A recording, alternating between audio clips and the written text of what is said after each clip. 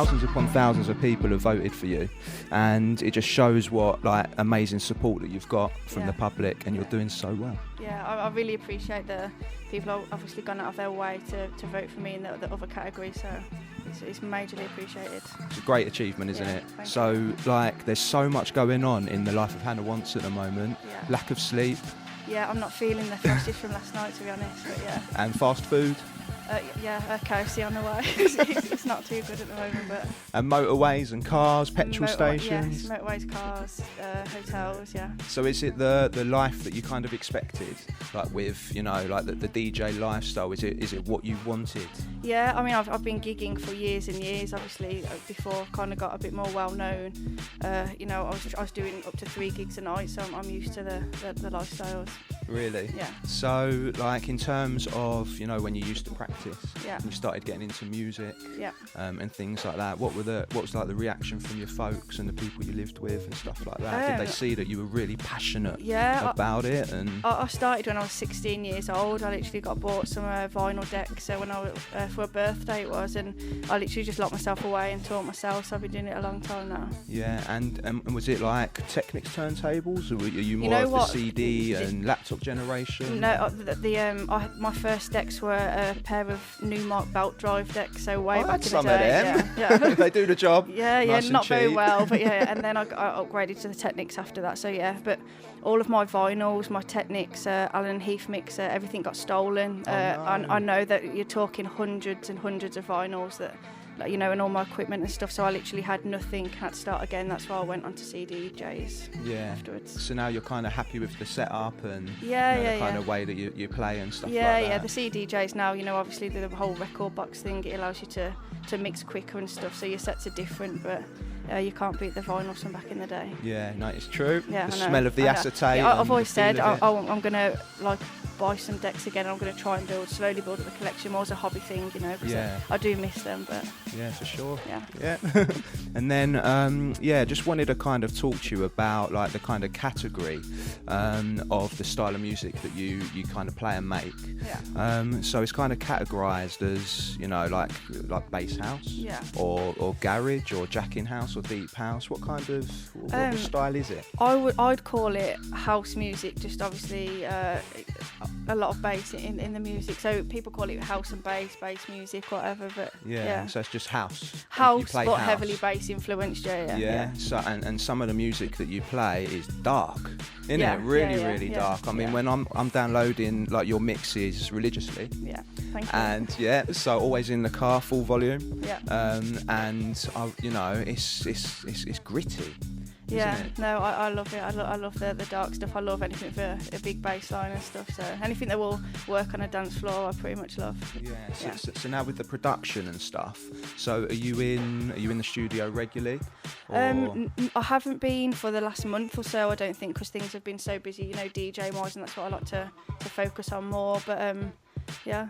Yeah. Not until next year. Now, I won't be in until next year. Okay, so you're going to set some time aside for some production? Yeah, I mean, I've got a tour in South Africa and Africa in a couple of weeks, and then I've got to work on my new mixtape, so obviously I won't get any time until January next year. Yeah. So what's the mixtape all about?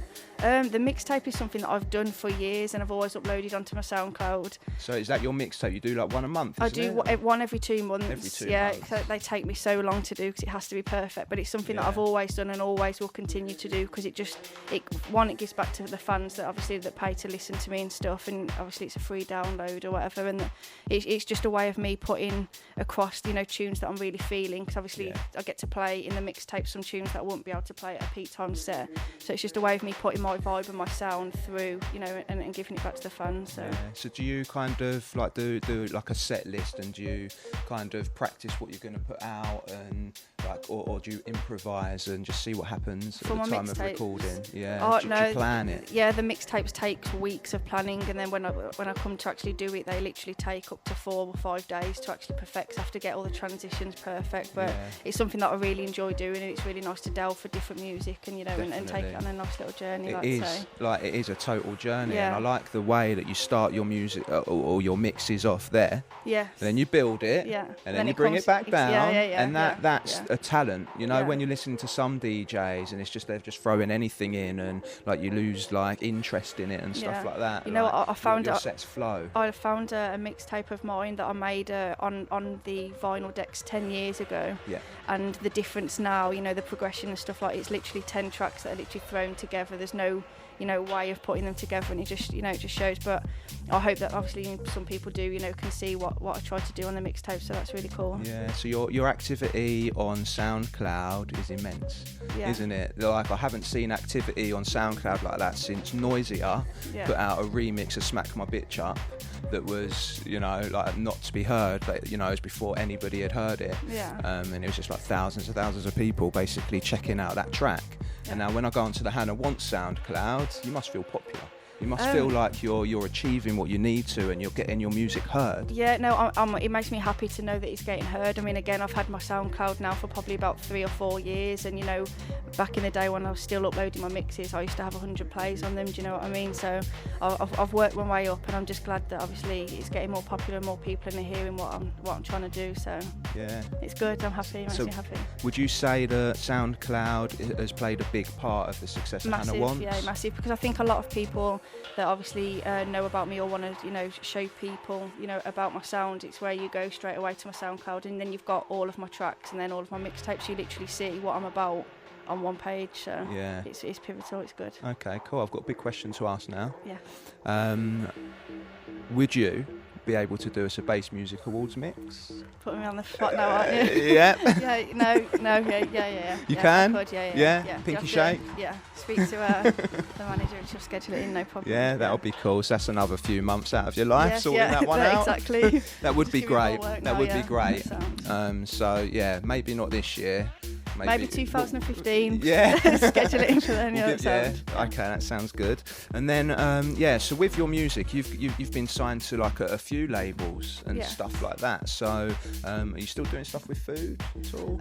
We've actually got another EP. Me and Chris have got another EP coming out on food. I think it's going to be January or February next year. It's Girls and Breathe. So it's just 2 tracks that are already on my SoundCloud, but yeah, another food music release. Yeah, no, I love those tracks. So they're officially being released. Yes, yeah. So what's it like having Cry Wolf and Shadow Child as like label bosses? Amazing. You know, Shadow Child was one of the first people, you know, that I kind of spoke to in the business kind of thing, and he's just like such an inspiration. Like he's just such a professional dude, and I look up to him like a lot. So yeah, and really cool. supportive. Yeah, exactly, supportive, and he helps you. He's always there if you need some advice. He gave me so much advice just when I started out. So yeah, it's been really cool. Yeah, it's nice to have like that kind of support, isn't it, from someone who's running the label that you're signed to. He's been around a long time.